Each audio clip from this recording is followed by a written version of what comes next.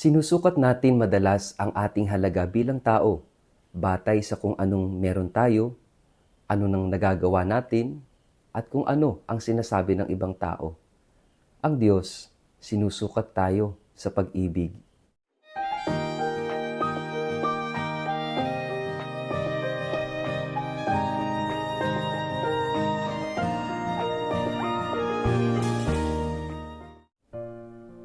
Ang mabuting balita ng Panginoon ayon kay San Mateo.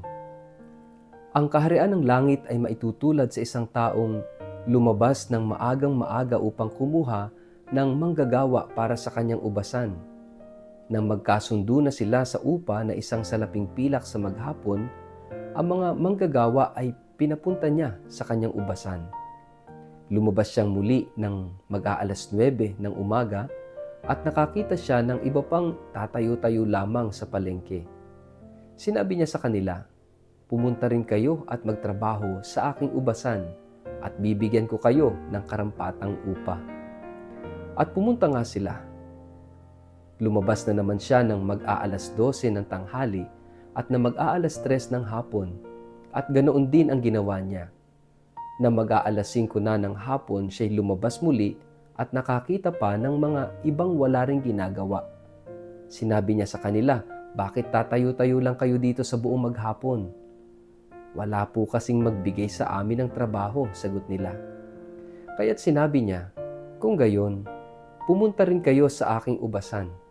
Nang gumagabi na, sinabi ng may-ari ng ubasan sa kanyang katiwala, "Tawagin mo na ang mga manggagawa at bayaran mo sila, magmula sa huli hanggang sa unang nagtrabaho." Ang mga nagsimula ng mag-aalas 5 ng hapon ay tumanggap ng tig-isang salaping pilak. Nang lumapit ang mga nauna, inakala nilang tatanggap sila ng higit doon. Ngunit ang bawat isa'y binayaran din ng tig-iisang salaping pilak. Na magkagayoy, nagreklamo sila sa may-ari ng ubasan. Sinabi nila, "Isang oras lamang nagtrabaho ang mga ito na huling dumating. Samantalang maghapon kaming nagtrabaho at nagtiis sa nakakapasong init ng araw. Bakit naman pinagpare-pareho ninyo ang aming upa?"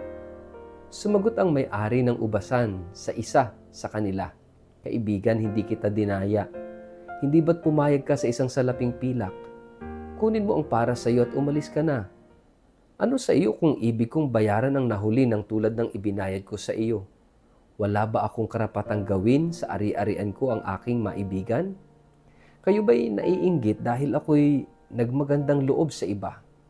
At sinabi ni Jesus, "Ang nahuhuli mauuna at ang nauuna ay mahuhuli." Ang mabuting balita ng Panginoon. Word of the day, hear what God has to say. Mapagpalang araw po sa inyong lahat. Kumusta po kayo? Ang atin pong word of the day ay calculate.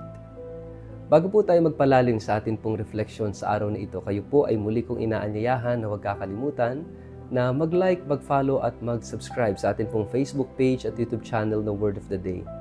Ganoon din po, pakishare ang videong ito sa inyong kapamilya, kamag-anak, kaibigan, mga kakilala sa social media para po sama-sama tayo sa pagiging media evangelizers at online missionaries na nagpapalaganap ng salita ng Diyos sa mundo ng social media.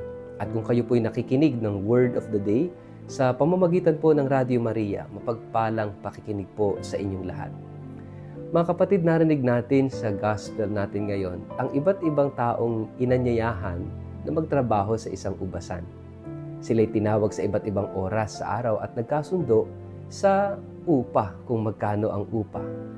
Pero at the end of the day, nang magbabayaran na, pare-pareha sila ng tinanggap na upa at nagreklamo yung pinakamaagang nagtrabaho dahil yung late na nagtrabaho, late in the afternoon na nagtrabaho ay parehas ang tinanggap.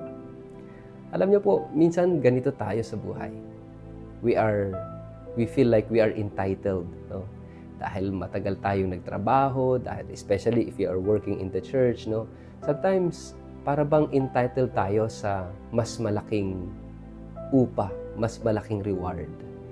Pero alam niyo po, ang paghahari ng Diyos ay hindi tungkol sa pagbibilang o pagsusukat ng nagawa natin. Sa dami, sa laki, no? Sa bilang ng natulungan. Hindi ganun ang batayan ng Diyos para tayo ay bigyan niya ng napakahalagang reward sa mga ginagawa natin. Sapagkat ang batayan ng Diyos, no, ang sukatan ng Diyos ay pag-ibig. Hindi sa tagal na nagtrabaho, hindi sa dami ng nagawa, kundi sa kalidad ng pagmamahal. Itinuturo ng ating Panginoon, no, na yung kaligtasan, yung reward ng Diyos, kapag tayo ay nagtrabaho para sa Kanya, kapag tayo ay nagsumikap na magpakabuti para sa Kanya, kapag tayo tumupad sa Kanyang mga utos, kapag minahal natin Siya, we will receive the same reward. At ano yun? Parehas na pagmamahal. It's the generous love of God for us. Hindi pwedeng, mas mahal ako ng Diyos kasi mas mabait ako, kasi mas mabuti ako, kasi mas marami akong natulungan. Kumpara sa isang simpleng tao na hindi naman ganun karami ang nagawa at natulungan, pero totoo sa kanyang pagmamahal sa Diyos. It's the same love that God has for us. The same kingdom, the same heaven, the same love of God na ating matatanggap. Kaya nga, sana mga kapatid, no, yung bang makita natin na yung kaligtasan at yung pagmamahal ay ibinibigay sa atin ng Diyos generously, pare-parehas. Sa Diyos, walang selosan dahil pare-parehas tayong mahal ng Diyos. Kaya nga, napakahalaga mga kapatid na gawin natin ang mga bagay sa buhay na ito.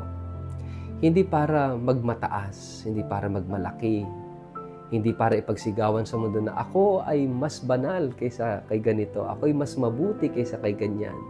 Dahil sa aking nagawa, dahil sa aking na-achieve. Hindi po. Sa mata ng Diyos, pare-parehas lang tayong deserving sa Kanyang pagmamahal kung hayaan nating mahalin niya tayo. Kung tayo ay sumunod sa Kanya. At kung yakapin natin siya at tanggapin sa buhay natin. It is the same God and the same love that He has for us. At dapat, hindi reklamo ang tugon. Sana ang tugon natin sa pag-ibig ng Diyos, sa reward ng Diyos sa atin, gratitude, gratefulness, maging mapagpasalamat every day. Tingnan natin yung mga biyaya na ating tinatanggap, malaki man o maliit o sakto lang, as God's expression of love for us. Kaya nga, huwag mo ikukumpara yung tinatanggap mo sa iba. Bago mo tingnan yan, dapat maging grateful ka. At kapag nakita mo yung bawat tinatanggap mo na biyaya galing sa Diyos, an expression of God's love, hindi ka dapat mainggit sa iba. At hindi ka dapat magreklamo. Sa halip, magpasalamat ka. Kasi kung anong meron ka ngayon, kung anong tinatanggap mo ngayon, that is an expression of God's love for you. Because that is what you need. Mga kapatid, napakahalaga. Huwag tayo mag-calculate. Huwag tayo magbilang. Magpasalamat tayo. Because that is the best attitude, the best way kung ano ang dapat nating gawin bilang pagtanggap sa pag-ibig ng Diyos sa atin. Sa ngalan ng Ama, ng Anak, at ng Espiritu Santo.